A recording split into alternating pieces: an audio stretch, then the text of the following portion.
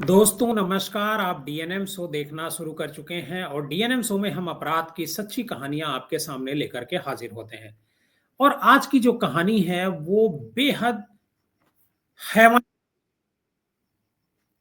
एक nursing college होता है और उस नर्सिंग कॉलेज में जूनियर और सीनियर के बीच रैगिंग होती है। जो सीनियर लड़के होते हैं वो जूनियर छात्रों के साथ रैगिंग करते हैं।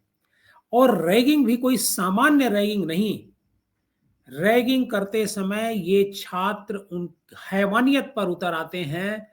और जो छात्र होते हैं, जूनियर छात्र होते हैं, उन्हें निर्वस्त्र करवा दिया जाता है। और निर्वस्त्र कराने के बाद उनका जो प्राइवेट पार्ट होता है उस पर रस्सी बांध करके, धागा बांध करके, एक जो एक्सरसाइज करने वाला डंबल होता है वो डंबल लटका दिया जाता है। और ये हैवानियत हुई है केरल के एक नर्सिंग कॉलेज में। पूरे देश में एंटी रैगिंग कानून लागू है, लेकिन केरल के इस कॉलेज में रैगिंग में सीनियर छात्रों ने हैवानियत की सारी हदें पार कर दी।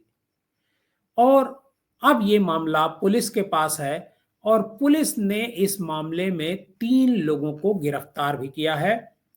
आज हम आपको डीएनएम शो में हम इस रैगिंग की पूरी कहानी बताएंगे कि आखिर रैगिंग में हुआ क्या क्या और किस तरीके से इन छात्रों ने रैगिंग में हैवानियत की है। दरअसल ये मामला जो है केरल का है और केरल का एक कोट्टायम शहर है। कोट्टायम शहर का गांधीनगर पुलिस थाना लगता है। वहां पर एक नर्सिंग कॉलेज है और नर्सिंग कॉलेज में जनरली ऐसा होता है, सारे कॉलेज में होता है, सीनियर छात्र अपने जूनियर के साथ रैगिंग करते ही हैं। लेकिन कई बार मामला और ऐसा गंभीर हो जाता है कि पुलिस का भी एक्शन लेना होता है। और इस कॉलेज में, जो कोट्टायम का कॉलेज है नर्सिंग कॉलेज, उसमें यही हुआ। दरअसल कुछ सीनियर छात्रों ने पहले अपने जूनियर छात्रों के कपड़े उतरवाए, फिर उनके प्राइवेट पार्ट पर एक्सरसाइज करने के लिए इस्तेमाल होने वाला वजनदार डंबल लटका दिया। उनकी इस हरकत से पीड़ित जो छात्र थे वो दर्द से तड़पने लगे, कराहने लगे और रहम की भीख मांगने लगे। लेकिन उनके सीनियर छात्र नहीं माने। उनके सिर पर जैसे हैवानियत सवार थी। सीनियर छात्र यही नहीं रुके। सीनियर छात्रों ने उन जूनियर लड़कों को कंपास और नुकीली वस्तुओं से मार मार कर घायल भी कर दिया। जब पीड़ित छात्र दर्द में तड़पने लगे और तेज तेज चीखने चिल्लाने लगे तो सीनियर छात्रों ने उनके घाव और मुंह पर जबरन लोशन लगा दिया। बड़ी मुश्किल से पीड़ित छात्र वहां से निकल पाए और उनकी हालत देखकर जो पूरे कैंपस में जो दूसरे छात्र थे, जो हॉस्टल में दूसरे छात्र थे, वो डर गए और पूरी तरीके से सहम गए। जो छात्र घायल थे वो किसी तरह हॉस्टल से निकलने में कामयाब हो गए और उन 3 छात्रों ने तय किया कि इस मामले में सबसे पहले पुलिस से शिकायत की जाएगी। और रैगिंग का शिकार बने तीनों जूनियर छात्र सीधे शहर के गांधीनगर पुलिस स्टेशन जाते हैं और वहां पर अपनी आप बीती सुनाते हैं। पुलिस जब ये कहानी सुनती है तो वो भी चौंक जाती है। पुलिस प्रिंसिपल को फोन लगाती है, लेकिन कॉलेज के प्रिंसिपल को इस बारे में कुछ भी पता नहीं होता है। दरअसल हुआ क्या, छात्र इतने परेशान थे कि वो कॉलेज प्रशासन को सूचना देने की बजाय सीधे पुलिस के पास पहुंच गए और कॉलेज प्रशासन को इसकी कोई जानकारी नहीं हो पाई।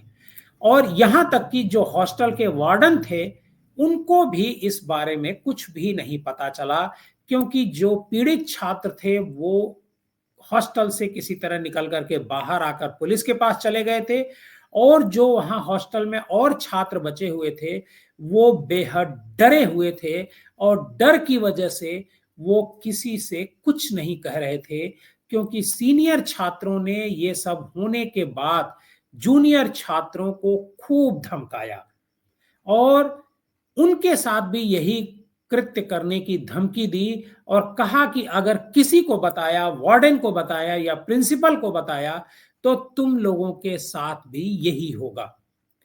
इसकी वजह से वो छात्र डर गए और प्रिंसिपल या वार्डन को इस घटना के बारे में कोई जानकारी नहीं दिए।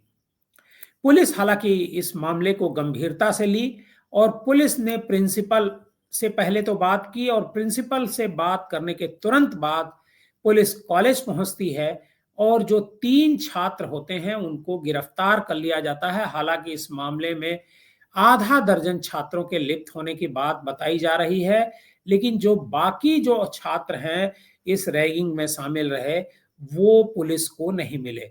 लेकिन 3 छात्रों की गिरफ्तारी की गई है और जब ये घटना हुई है कोट्टायम के इस कॉलेज में, इसके बाद जो है कॉलेज प्रशासन ने इस वारदात से जुड़े सभी 5 छात्रों को निलंबित कर दिया गया है और जो तीनों आरोपी हैं उनसे पुलिस ने पूछताछ की और पूछताछ में उन्होंने बताया कि आरोपी छात्रों ने कंपास से जूनियर छात्रों को घायल करने की बात कही है और कॉलेज प्रशासन का कहना है, कॉलेज के प्राचार्य का कहना है कि इस मामले में एंटी रैगिंग के तहत जांच करवाई जा रही है और प्रभारी प्राचार्य डॉक्टर लिनी जोसेफ ने बताया कि छात्रों ने रैगिंग की घटना के बारे में कॉलेज प्रशासन को कुछ नहीं बताया। एक पीड़ित छात्र के अभिभावक ने क्लास टीचर को फोन करके जरूर इसकी जानकारी दी और शिकायत मिलने के बाद प्रारंभिक जांच की गई है और इसकी जांच के लिए एक समिति भी बनाई गई है। आपको बता दें कि केरल के कॉलेज में रैगिंग का यह कोई पहला मामला नहीं है। केरल के एर्नाकुलम में आत्महत्या से मरने वाले 15 साल के एक छात्र ने आत्महत्या के पीछे खतरनाक रैगिंग और धमकाने का आरोप लगाया था। लड़के की मां रंजना पीएम ने सोशल मीडिया पर लिखा, मिहिर को पीटा गया, वर्बल अब्यूज हुआ और आखिरी दिन भी उसे बुरी तरह से ह्यूमिलिएट किया गया।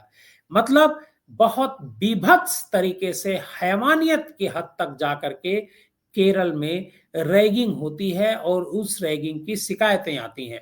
आपको यह भी बता दें कि साल 2002 में केरल के कन्नूर में एक छात्र रैगिंग का शिकार हुआ था। स्कूल के सीनियर छात्र ने उसकी जमकर पिटाई भी की थी और बवाल काटा था।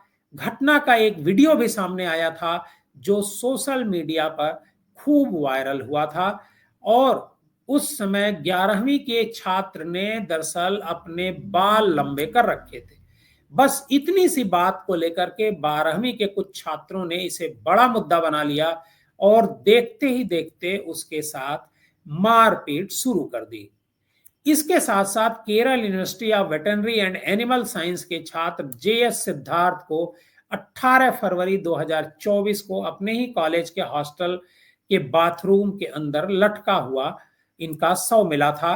पुलिस जांच में खुलासा हुआ था कि कुछ सीनियर्स ने हॉस्टल के अंदर सिद्धार्थ पर एक छात्रा से दुर्व्यवहार करने का आरोप लगाते हुए मारपीट की थी। मतलब कोट्टायम की जो ये घटना है ये कोई नई नहीं है। केरल में अक्सर इस तरह की घटनाएं प्रकाश में आती हैं और रैगिंग की घटना प्रकाश में आती है, अनायास छात्रों के साथ मारपीट की घटना प्रकाश में आती है। आज के डीएनएम शो में बस इतना ही। आपको हमारी आज की कहानी कैसी लगी हमें कमेंट बॉक्स में जरूर बताइएगा। लेकिन रैगिंग के बारे में आपको बता दूं कि रैगिंग एक अपराध है। रैगिंग करते जो कोई भी पकड़ा जाएगा उसके खिलाफ पुलिस एक्शन लेगी।